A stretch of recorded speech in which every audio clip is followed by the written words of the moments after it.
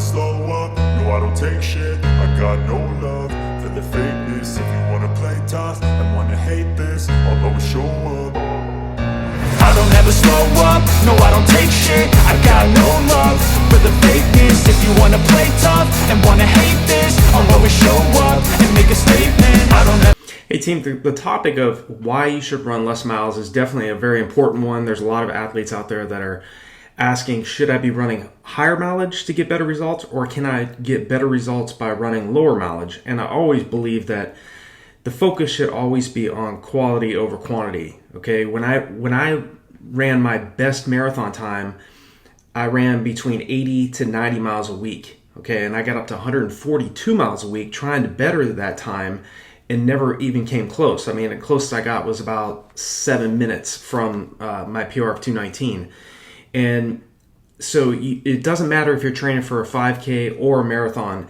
The focus should always be on quality over quantity. You could still be running way too much aerobic mileage and not be getting faster because, again, you're spending so much time building your aerobic base, but you're not really building your lactate tolerance, your ability to clear lactic acid more effectively. And really, that's one of the best physiological benefits of training at faster speeds, because again, it makes our goal race pace to feel that much easier.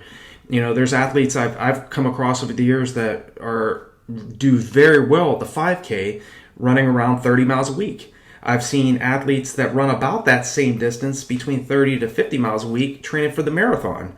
So it's not like you have to be running 95 to 120 miles a week to run a great 5K time or a marathon time. Okay, obviously we don't have to run as much mileage if you're training for a 1500 or a 5K or even a 10K. These longer races, the 10 miler, the half marathon distance, 25Ks, marathon distances, races, those require a lot more volume.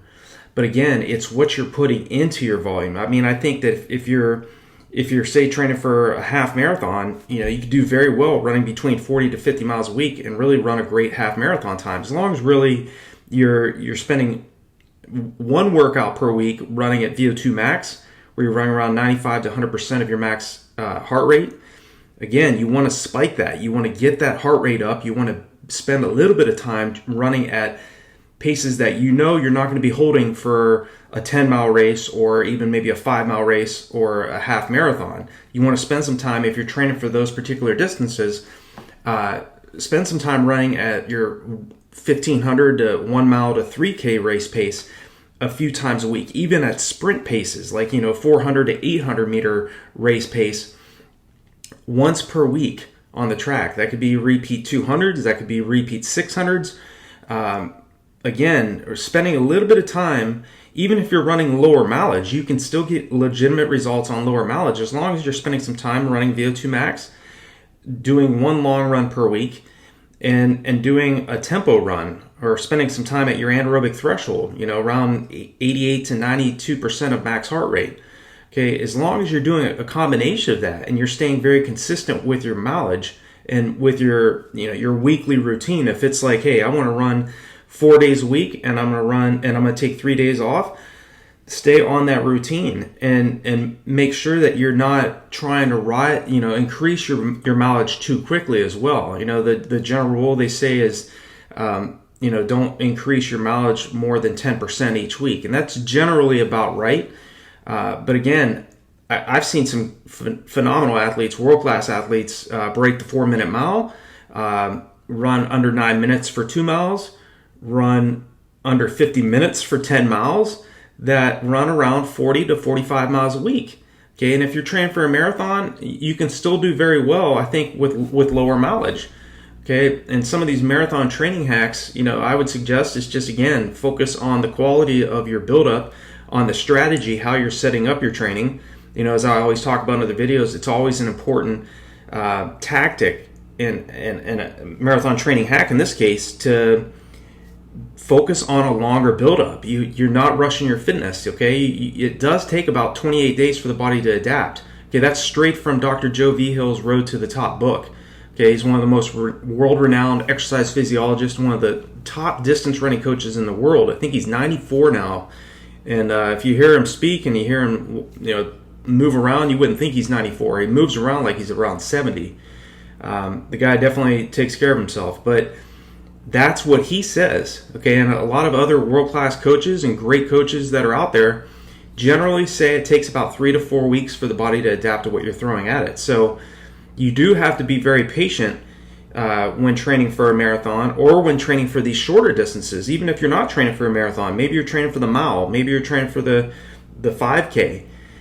It's crucial that you know that it does take time for your body to adapt to the stresses you're placing on it. So if you're having a hard time right now doing repeat 400s on the track and say like 80 seconds each, give yourself a little bit more time to recover between those hard anaerobic bursts that you're throwing at yourself versus, trying to go out there and run 80 seconds and giving yourself 60 seconds rest. You may need 3 minutes of recovery in the early build-up, okay? You have to allot some time.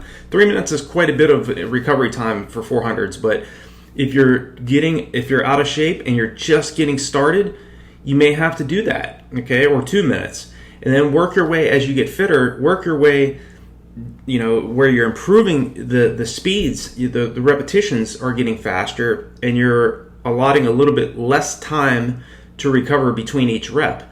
Again, you want to make sure that, generally if your heart rate's back down under 120 beats per minute, you're ready to go again. Okay, and again, that's going to vary from athlete to athlete, and it's also don't focus so heavily on heart rate. Focus on giving yourself more recovery in between each one of your reps in the early build-up, and then as you get fitter, allow your body will adapt. Your paces per rep are going to get faster, and then your recovery time in between each one of those reps, you want to work toward working to a point where you're giving yourself less rest. At my very best, I would be working at like 63 to 65 seconds per rep for 16 400s, and then giving myself about 45 seconds to 60 seconds rest. But I never started that quick, and I never started with that little amount of time of recovery. It was usually 2 minutes. And then I would start off maybe at like 75s, 76s, and then working my way down. Okay? So again, why should you run less miles? Because you want to work with leverage. Leverage simply means doing more with less.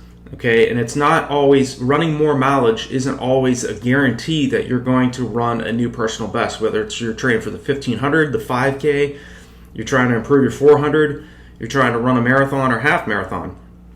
It's what you're putting into those miles is what counts. Okay, so, and again, there are some athletes out there that do very well with just aerobic mileage, okay, and they don't necessarily need to do a ton of speed. And sometimes when they do speed workouts, they get injured.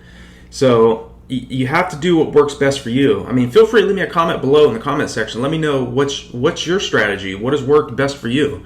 Has it been more mileage? Have you started setting more personal bests with higher mileage or with lower mileage? I'd love to hear that. And if you have any other questions, anything that's on your mind, feel free to leave me a comment below. I'll definitely reach back out to you. And if you're looking for some resources for your training and racing, definitely check out the resources below these videos as well as on RunDreamAchieve.com. And I'll talk to you all in the next video.